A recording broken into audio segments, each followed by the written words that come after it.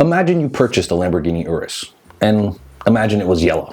And you're able to rent this car for a couple of days out of the entire year, and the car is actually free to you. Now, when I went up to Dallas to meet with my brother for his birthday, that's exactly what we did. We rented a Lamborghini Urus, and I was able to meet with the owner who actually had a couple of other cars. So he had like a Porsche GTR, a couple of Maseratis, and several Lamborghinis, Ferraris, and exotic cars. So as I was talking to him, he mentioned to me that if the Lamborghini rents from anywhere to 5 to 6 weeks out of the entire year, it pays for itself. The insurance, the maintenance, literally everything about the car. So this is what actually got me thinking about getting into Turo, because I wanted to buy a Lamborghini and rent it, and it would cover the expenses, right? But when I looked at some of these costs, these Lamborghinis cost anywhere from $300,000 to $500,000. And for someone who's never rented a car before, that's not an investment I wanted to make.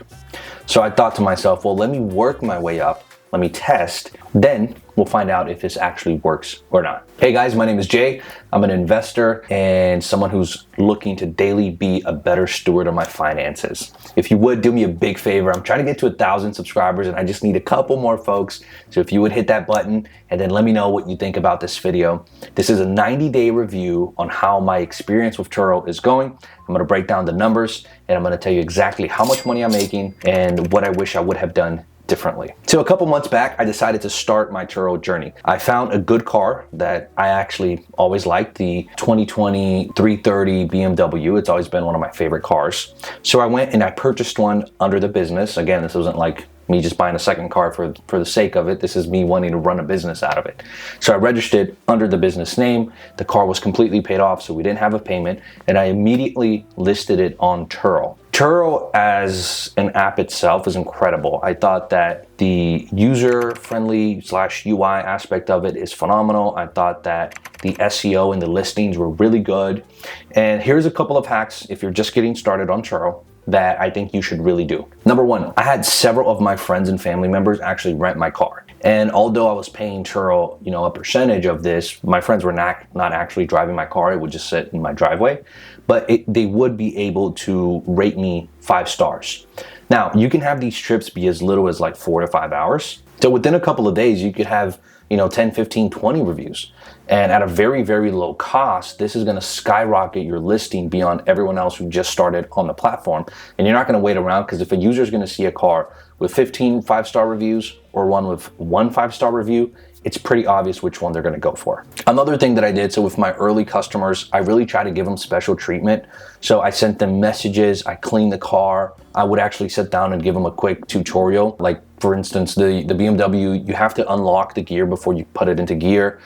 In the glove compartment, I would have things like Tylenol, Germex, tissues, deodorant, toothpaste, wet wipes, anything that they might need, gel, right? So I would keep those things in the glove compartment and let them know, hey, like this is free for you guys to use. I would keep the car completely immaculate.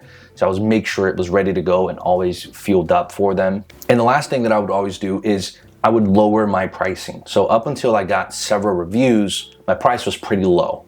And the reason I did that is because I wanted to get a high influx, get a lot of 5-star reviews. By the way, make sure you ask the customer for it. And then these 3 things actually help my listing get a lot of views and a lot of traffic. All right, so that's when you're getting started. While this was happening, another thing that I did is I actually launched a website. This website was a car rental website specifically for luxury, very high-end cars, right? So like the Rolls Royce, the Reed, the Ghost, the Urus, and a couple of Porsche GTRs, and etc. And what I was trying to do is I wanted to gauge the interest in my area of what car people were looking to rent. So if people reached out to me and sent me an email and like, hey, I'm really interested in the Urus, or I'm really interested in the GTR, or I'm really interested in some sort of, Porsche Carrera, then that's where I knew that I would be able to double down on my investment. I figured, hey, if I do this on my BMW 330 over the course of 6, 7, 8 months, a year, however much data I wanted to gather, then I would know exactly what the appetite was for my market. So I launched this website and I was gonna just let it sit for a while. I didn't wanna just, again, buy an Urus and invest $300,000 into a brand new business having no experience. So just food for thought there. Now, the biggest pro with Turo is the freedom, right? If you have a car sitting in your driveway, I think it makes great sense for you to list it on Turo. You can be very specific to when you want to rent it, how long you want to rent it for. Again, early on, I just left everything on. I was pretty much accepting anybody, but I thought the app was very friendly. I thought that I actually did get good traffic. So the car would never go more than a couple of days with me before it was being rented. Weekends were huge. And because I did this early November, I ended up getting like Thanksgiving, which is big holidays. The prices actually go a lot higher, as well as Christmas and New Year. Turo is also great. You can block out dates when you actually need to use the car, if it's, in service or maintenance. The customer service was phenomenal, so I had a couple of issues, and I'll talk about that towards the end of the video, but the response and how quickly they get back to you was phenomenal. So I really don't actually have any concerns about the app or Turo, the company itself. One thing I did notice is that the customers on Turo seem to be very high end. And I'll give you an example. So my BMW is a 2020 330i. It was in, pristine condition, maybe 20,000 miles when I got it. And I think customers were paying anywhere from $100 to $150 per day. Now, that's not what I was making, right? I was making about $50 a day, but the customers are paying Turo about $150. Turo charges a lot. So for $150, you can really rent a car for 2 weeks at a Hertz or a Budget or another rental company. So the customers that are coming to Turo, they just don't want to deal with an agency or with a rental company. Now let's talk about some of the cons. Some of the cons include things like the time constraint. Now I know I mentioned freedom, but I want to talk about the time constraint too. For me, for instance, I work from home, right? So it is easy for me to pick up the car, go get it washed, and then come back. But that in of itself becomes a hassle, because if I have, for instance, a couple of meetings back to back, I can't stop what I'm doing to then go wash the car and then deliver it to someone else. Like that for me was a hassle. I know some of the newer cars, you can do a keyless delivery where you don't actually have to be there. You just put the key in the lockbox or something. I prefer to verify the person's driver's license, do a walkthrough with them. So that part of it kind of sucks. I didn't like it. And if you crunch the numbers, so for instance, I work a full-time job. And if it takes me, let's assume 30 minutes to pick up the car and then deliver the car, plus another 30 minutes to actually go get it washed, that's 1 hour. So if I'm not renting the car for a certain amount of time, then I'm not actually earning any money. We'll get into the numbers of this, but let me give you an example. So my car was renting at $50 a day, roughly. It could be 40, it could be 55, but let's assume 50 for easy math. $50 is the gross revenue. On that $50, it includes depreciation on the vehicle for each mile being driven. It includes maintenance, stuff like tires, brakes, brake pads, oil, anything that gets wasted, that counts. It includes the cost of me cleaning it, but it also includes my time of it as well.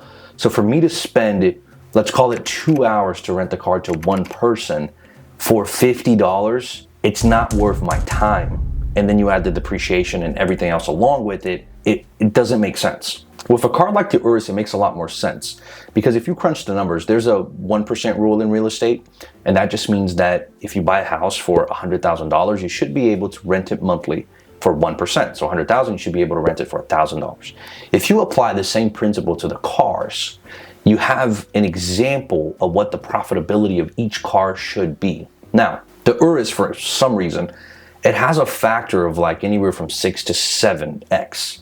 My car has a factor of roughly 1.1, 1.2, just to give you an idea, right? So I purchased my car for about $30,000, and I was renting it from anywhere from $40-ish to $60. So a factor of 1.5, let's call it.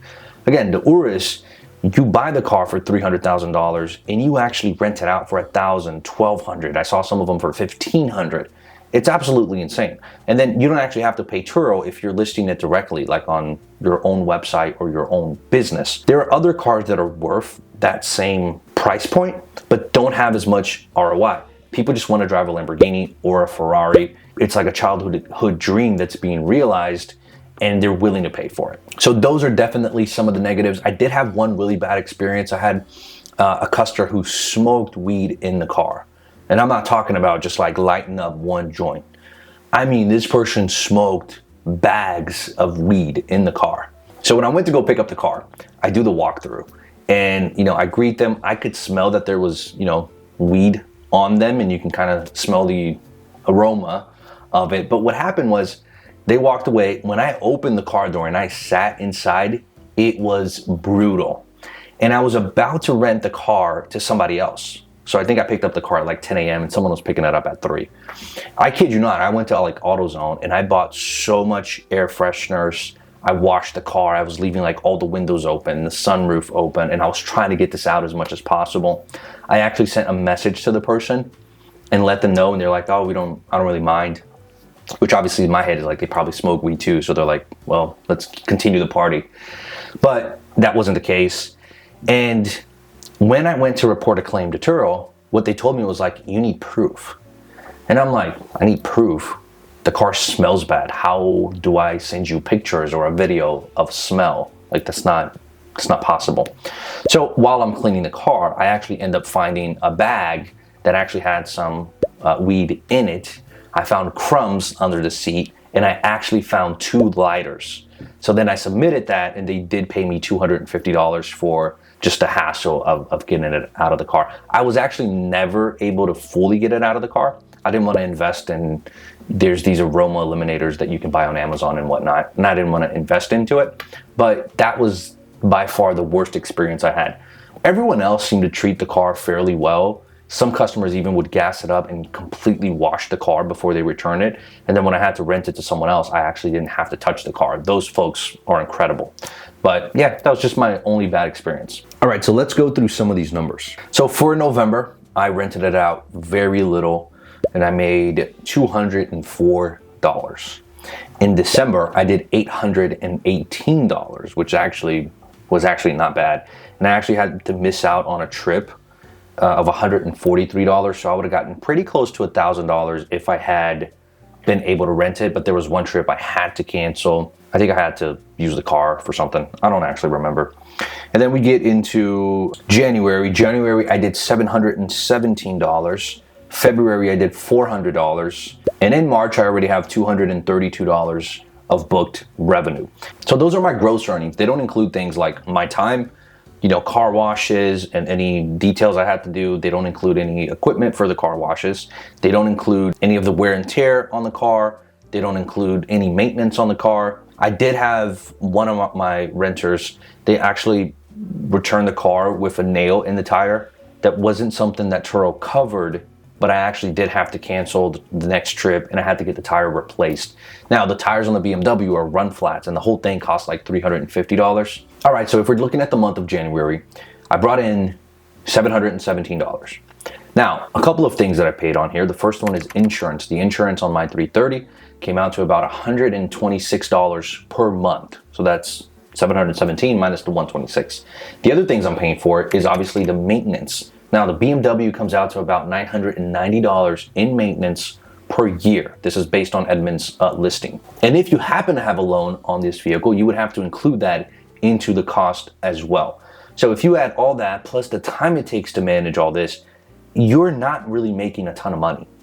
So if I were to go back, one of the things that I would do, I created a spreadsheet based off of Turo's listings. You can look at Turo and see which cars are more profitable in your area. The car that is the most profitable for me is a Mitsubishi Mirage, the Fiat 500, 500C, the Nissan Rogue Sport, a Mitsubishi Outlander. And I'm going to drop the link to the spreadsheet below, but it includes like the estimate value of the car, the loan, how much it would potentially earn. And again, this is based off of Turo's listing and then the website. And then I included a gross ROI percentage. Then I included, based on, again, Edmunds' listings, it includes the what it costs to own that car for 5 years. And then we break it down based on maintenance, depreciation, and the net ROI on a yearly basis. The COC really just means cash on cash. That means if you actually invest what the value says, so like the purchase price of the car, and then your net ROI, that's what you're making on a dollar per dollar. So for each dollar you would make, in this case for the Mitsubishi Mirage, 27.47%, which is not a bad investment. My 330 is not even on this list. I'm barely able to scrape by. If I had a car payment on this thing, it would be brutal. But honestly, in looking back, I don't think the BMW was a good car to do this on because it's so expensive to drive. So if you're looking to get started on this, I would definitely just make sure you do all the math. Look at the spreadsheet, calculate what it's going to cost for you to actually run the car, maintain it. What are the profit factor around it? Like, how much money you're actually going to make, and calculate for your time too, because that's a big one, especially if you have a high earning job. It's pulling you away from your job. And with me, I have another daughter on the way, so I'm trying to simplify my life, not complicate it even more. So towards the last few weeks, I actually changed a lot of my settings. People can't rent, within 6 hours, like they need to give me more notice. They're not able to rent it for just one day. They have to rent it for longer.